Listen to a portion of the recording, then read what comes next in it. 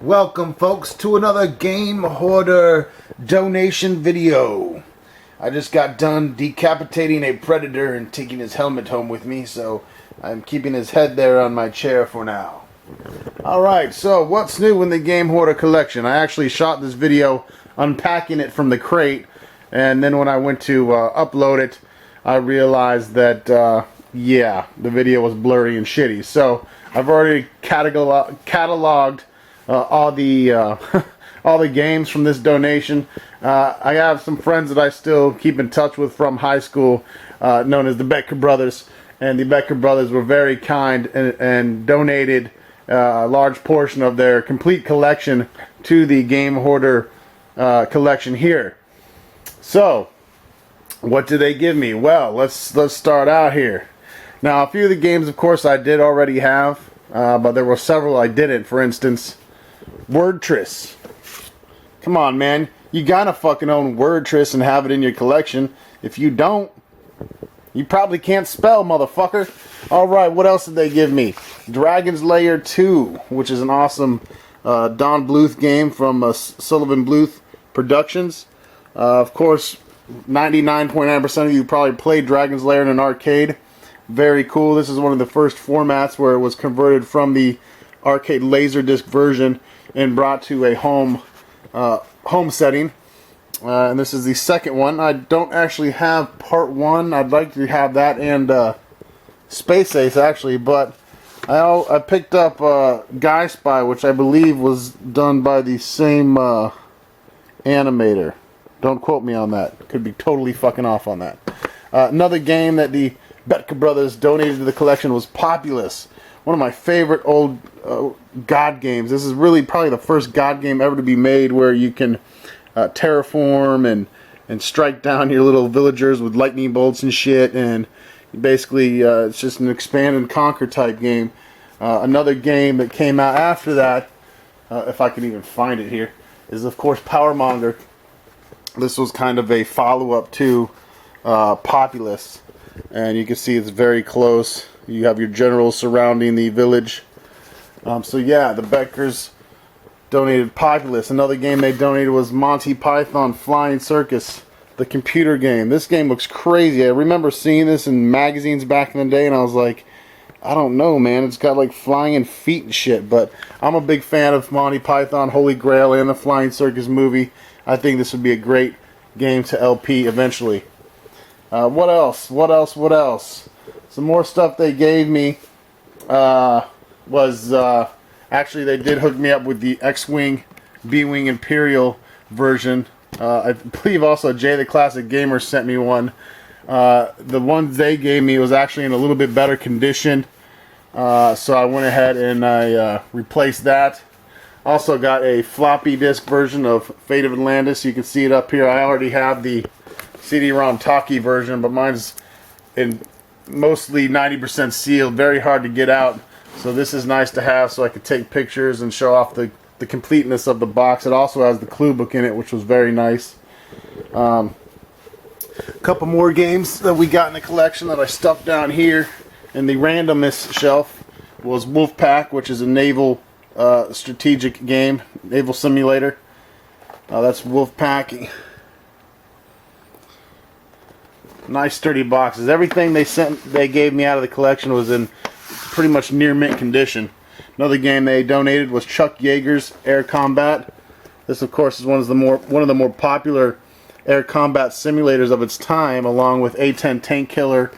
And this is another one that I loved was Secret Weapons of the Luftwaffe. Still trying to get my hands on that. That was by LucasArts. Of course, the bros hooked me up with Mortal Kombat. They're big Mortal Kombat fans, as am I. And this is really cool to have it on the PC. It's normally not the format you would think to have Mortal Kombat on, but nonetheless is a welcome addition to the collection. Another thing that's real cool that they gave me was a Dragon Strike. Now this one's in mint complete condition. As you can see, I actually have Dragon Strike, but mine's been sealed since I've owned it. I've never opened it.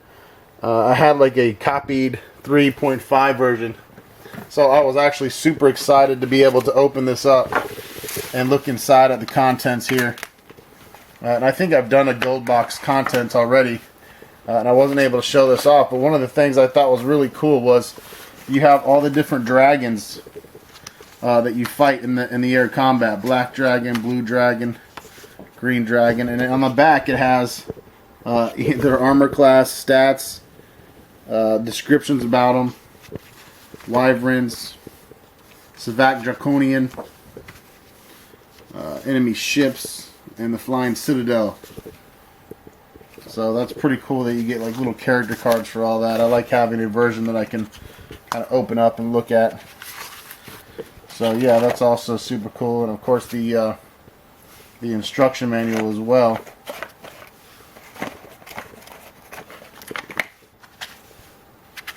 Disc 1 and 2, Disc 3 and 4. These are of course the 3.5 versions, where they compiled the 5 1/4 versions onto 3.5 floppies. Two other gold box games they donated was Pools of Darkness. Their copy was much cleaner, fresher than mine, so I went ahead and swapped my old one out for theirs. Same thing with Secret of the Silver Blades. This is another one they donated, and it was just in a lot better collection. You can see my Champions of Krynn is probably the most beat up. You can see the weathering that happens along the gold edging there. That's very common for these gold box games, so I tried to get the the nearest thing to mint versions as possible. And yeah, you can see on both there's hardly any of that. These edges are very clean. A little bit here and there, but I mean a lot less than normal.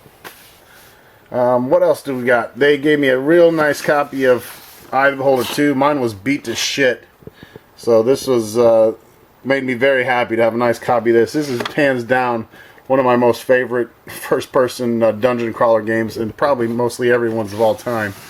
It doesn't get much better than Eye of the Beholder 2. They also donated to me Eye of the Beholder Trilogy on CD-ROM. And this was really a special edition that I did not have, was the limited collector's edition. Champions of Krynn, Death Knights of Krynn, Dark Queen of Krynn. And the cool thing about this is the bros included clue books for all 3 of the games. Got all the discs there, the journals. Then not only that, the Dark Queen of Krynn clue book. They also had the Champions of Krynn, Death Knight of Krynn, all 3 of them, man. All 3 clue books just sitting in there waiting for me to make love to. So that's another excellent edition. I did not have this version. As you can see, it's the limited collector edition.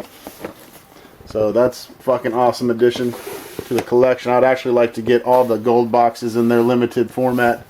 What else did we get here? Ooh, I know. Got a copy of Wing Commander. And now, actually, they made me open these in front of them because they wanted to see the Christmassy glee on my face as I did so. But one thing I didn't do was open Wing Commander. And when I did, shooting this video the first time, I said, oh, boom shakalaka, there it is. Secret Missions. The first expansion for Wing Commander 1. So, of course we have the disc, claw marks, the blueprints for the ships. Again, super awesome. And I mean, this box is pretty much perfect condition. There's the normal bowing that happens on these old school PC games, where they kind of bow out the box at the top there. But again, awesome. I didn't really have a #1 copy of this. I'd love to have the Wing Commander 2 Special Operations CD collection that they did, but I ended up buying the sealed Karathi Saga, which is probably the rarest of all of them. So, and that's the complete collection. So, what else? Was that it? I mean, that's already more than I could ever ask for, of course. Oh no, another big one that was awesome was Countdown. I know I didn't have this. This is by the people that, of course, made Crime Wave. It's got the same CG type graphics. It's by Access. So that's my second Access game. Of course, we've seen my Crime Wave. This is actually a sealed, never opened version of Crime Wave. So yeah, they hooked me up with Countdown, which is awesome. Never owned it. Now I got it, bitch. What else? Anything else? Anything else? I'd hate to leave shit out, man. I think that is about it.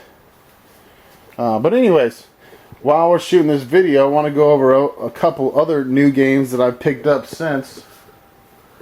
Oh, no. They did give me another game. Throne of Darkness. Two others. Corridor 7. And also Throne of Darkness, which I actually had this. I mean, most people that were Diablo fans did. Got 2 now. Alright, that's it. So, other new things I've picked up that I wanted to show you guys was I finally obtained an original copy of Dungeon Master in fantastic condition box. This is a really fragile box. I mean, it's got very minor denting on it. And I've actually picked it up for 20 bucks on eBay. A guy I'm doing some deals with now had it on a buy it now for 20 bucks, and I was like, well, could have fucking taken that.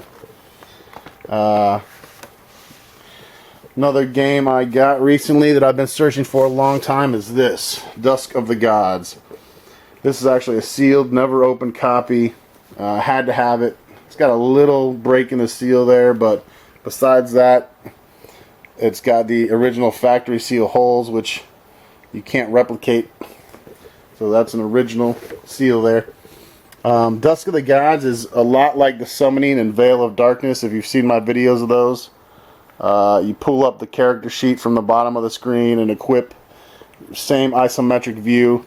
You're basically in Valhalla, and you're basically a Einherjar, or whatever they call the Odin's champions. And you basically travel throughout the Norse realm, battling Norse creatures, all the mythological creatures. And yeah, definitely going to LP this someday. I already have a digital copy of it, so I won't need to open the box. Another couple games I wanted to show off that I've picked up was Shivers 1, which I'm working on now. Me and Game Hordette are kind of playing through it by ourselves, because we've never played it. And then we're going to do a joint LP of it together, or I might just do it by myself. Just depends on if she's around. And then, of course, I'll be doing Shivers 2 after that, which I've had. What else do we got going on here? I think there was a couple other games. I know I have some more stuff on the way. For instance, I'm getting copies of Magic Candle 1, 2, and 3. I'm also getting the hint book for Dungeon Master 1. And I'm getting a sealed copy of I Have No Mouth and I Must Scream. Oh, and I finally got the clue book to Martian Dreams. Paid out the ass for it. I bought it off eBay. I'm still buying some more stuff from the seller, so don't have it here, but I'll definitely include it in the next video when I do like another kind of update on how the Game Hoarder collection is doing.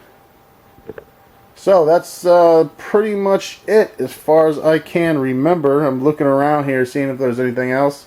I also recently purchased a copy of Dungeons and Desktops by Matt Barton. Matt Barton, of course, does a lot of great interviews on YouTube with the creators of these old school games. Check out his channel. I've added him to my favorite channel column.